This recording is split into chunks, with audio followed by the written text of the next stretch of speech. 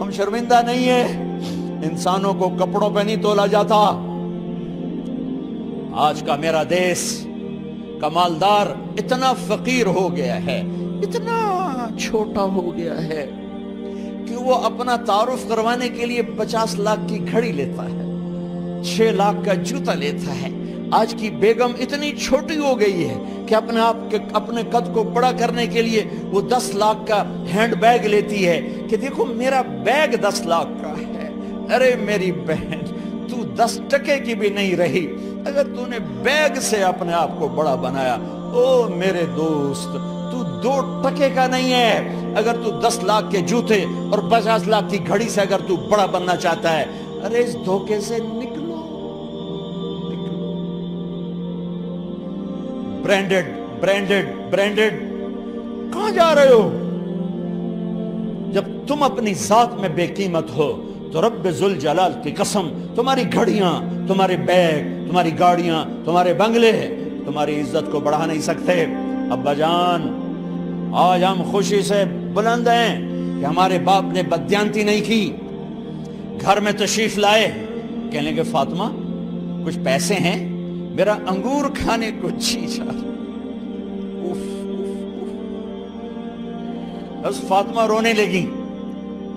فرمایا امیر المومنین، خزانہ تو بھرا پڑا ہے، 1 درہم کا بھی تیرا حق نہیں ہے کہ تو 1 درہم لے کے انگور خرید لے۔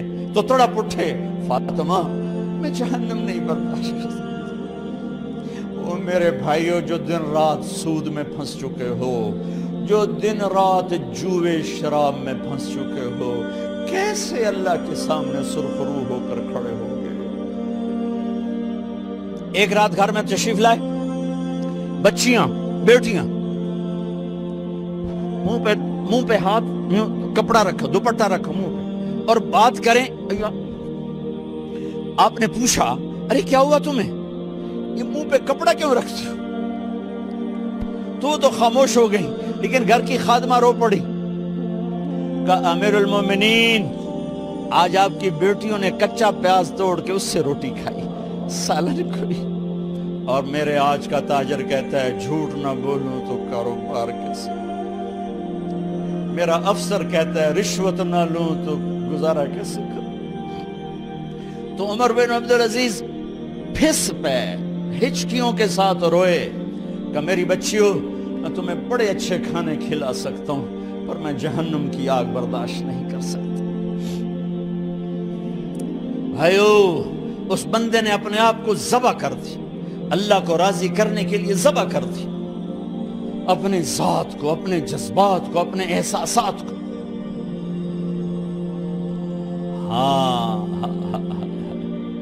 اب اللہ نے صلہ کیا دیا، جب انتقال ہونے لگا تو بلایا رجا کو، جو میں بات پہلے چھوڑ کے ادھر ان کی تھوڑی سیرت بتائی کہ رجا اب میں مرنے لگا ہوں۔ عبد الملک کالا ہو گیا تھا، ولید کالا ہو گیا تھا، سلیمان کالا ہو گیا تھا۔ یہ کیوں کالے ہوئے تھے؟ یہ بے نمازی نہیں تھے، بدکاری نہیں کرتے تھے، کسی کی طرف ان کی میلی آنکھ نہیں اٹھی کبھی۔ یہ ظالم تھے، ظالم، انسانوں کا خون پیا، مال میں خیانت کی، اس پر اللہ نے چہرے پھیر دیے۔ آج عمر بن عبدالعزیز جا رہا ہے کہ دیکھو میں جا رہا ہوں، مجھے دیکھو میرے ساتھ کیا ہوتا ہے۔ ان کا انتقال ہوا، ان کی میت قبر کے کنارے رکھی گئی اور اب نیچے اتارنا ہے۔